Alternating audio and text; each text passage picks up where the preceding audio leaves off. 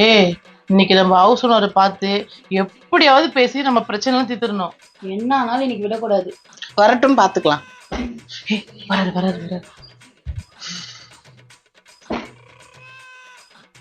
நம்ம எல்லாரும் ஒன்னா சேர்ந்து வந்துருக்குங்க. சொல்லுங்க ஹவுஸ் ஓனர் தம்பி, சொல்லுங்க. இந்த மாசத்துல இருந்து வீட்டு வாடகை 500 ரூபாய். 500 ரூபாய் வாடகை ஏத்தி தரோம். எது வாடகை ஏத்துறீங்களா? ஆச்சரியமா இருக்க. நானே வருஷம் 200 ரூபாய் ஏத்துறதுக்கே முடியாது அப்படி இப்படின்னு சொல்லுவீங்க. நீங்களா முன் வந்து 500 ரூபாய் ஏத்தி தரன்றீங்களா? என்ன விஷயம்? அது மட்டும் இல்ல, பொங்கலுக்கு அந்த வீட்டுக்கு வெள்ளை அடிச்சு தருவீங்களா, அதை நாங்களே அடிச்சுக்கிறோம். அப்பா நான் தான் கனவு இல்லையே இது. என்னமா சொல்றீங்க? இனிமேட்டு மோட்டர் ரிப்பேரு, குழாய் ரிப்பேரு, கரண்ட் பிரச்சனை எதுவும் இருந்தாலும் நாங்களே பாத்துக்கிறோம். ஏமா திடீர்னு இந்த முடிவு? நீங்களா வந்தீங்க. வாடகை ஏத்தி தரேன், வெள்ளை அடிச்சுக்கிறேன், ஃபால்ட் வந்தா கூட சொல்ல மாட்டேன்றீங்க. எதுக்காக என்ன நான் தெரிஞ்சுக்கலாமா? அது ஒண்ணும் இல்ல, எங்க 3 பேருக்கு ஒரு கோரிக்கை இருக்கு, அது மட்டும் நீங்க செஞ்சா போதும். ஏமா ஹவுஸ் ஓனர் நான் தாமா பல கோரிக்கை உங்ககிட்ட வச்சிருக்கேன். முதல் முறையா நீங்க கோரிக்கை வைக்கிறீங்க, என்னன்னு சொல்லுங்க. ஹவுஸ் ஓனர் தம்பி, உங்க வீட்டுல 4 போர்ஷன் இருக்குல்ல, ஆமா. அதுல நாங்க 3 பேர் வந்துட்டோம்.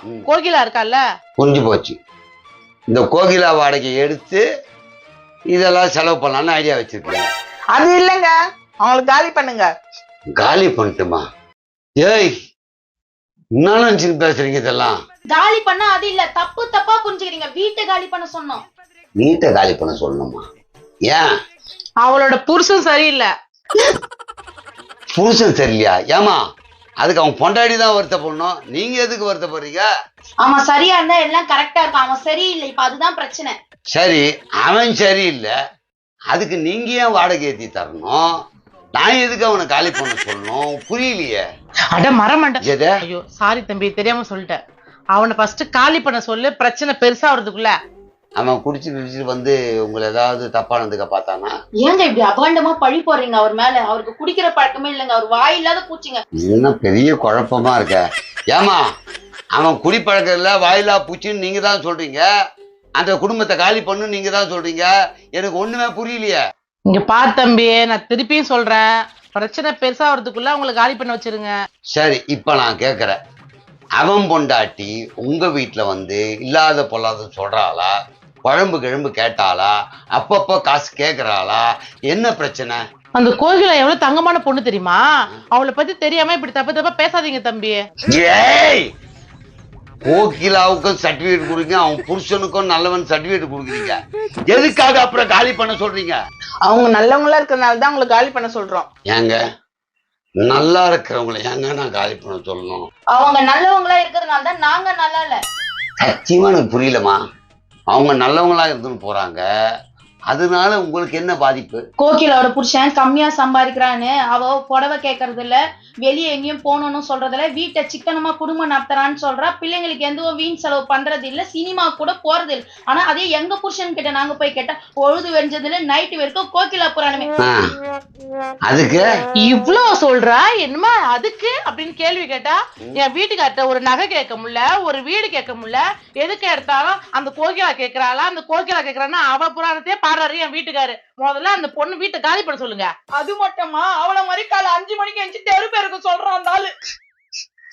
மூக்கு சிந்தி போட்டு அது எதுக்கு? அந்த கோகிலால அந்த போனு கூட எங்க வீட்டுல ரீசார்ஜ் பண்ணி விட மாட்டேன்றாங்க.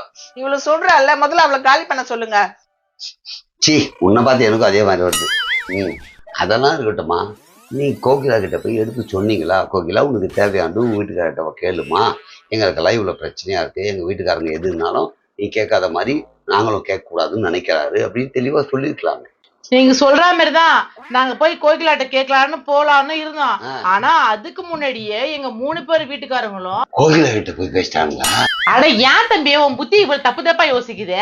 எங்க 3 பேர் வீட்டுக்காரங்களும் கோகிலா வீட்டுக்காரங்கிட்ட போயிட்டு எப்படி உன் பொண்டாட்டிய எதுவும் கேட்காத மாதிரி வச்சிருக்கிறன்னு கேட்டிருக்காங்க. அதுக்கு அவன் சொல்லிருக்கிறான், அவ ஏதாவது வாயை திறந்து கேட்டா அவளை நான் தூக்கி போட்டு மிதிப்பேன்னு சொல்லிருக்கிறான்.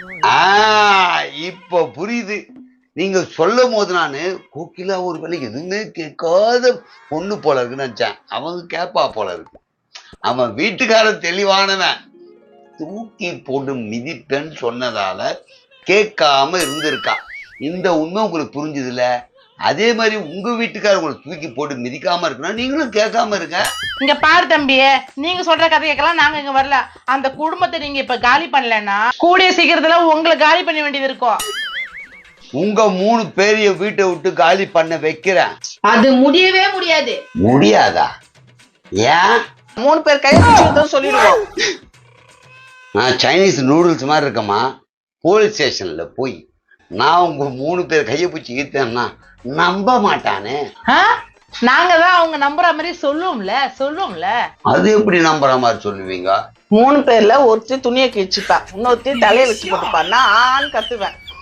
ஆன்னு கத்துறியா? செஞ்சாலும் செய்ய இந்த 3.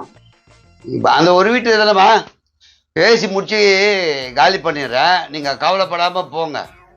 இப்போ புருஷங்கிட்ட சொல்லி உங்களை ஒரு வழி பண்றேன், போயிட்டு வாங்கம்மா. நன்றி தம்பி. இது தெரியாம என் புருஷனை கால நான் அந்த அடி அடிச்சுட்டு வந்துட்டேன்டி. கதை அடிச்சிருக்கா புருஷனை. நான் வேற ஆங்கர்ல வேற என் புருஷனை மாட்டினே, கொஞ்சம் வாடி சீக்கிரம் போலாம். நீ வாடி போலாம். எது கதற அடிச்சு ஆங்கர்ல மாட்டிருக்காங்களா?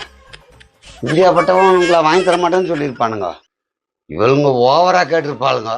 நமக்கே வம்பு இருக்கிற வரைக்கும் அந்த வீட்டுல இருந்துன்னு போட்டோம். நம்ம தான் வாடகை வாங்க வீட்டுக்குள்ள போகக்கூடாது, கையை பிடிச்சிக்கிட்டாங்க கேஸ் கொடுத்துருவாங்க. ஆனாடாப்பா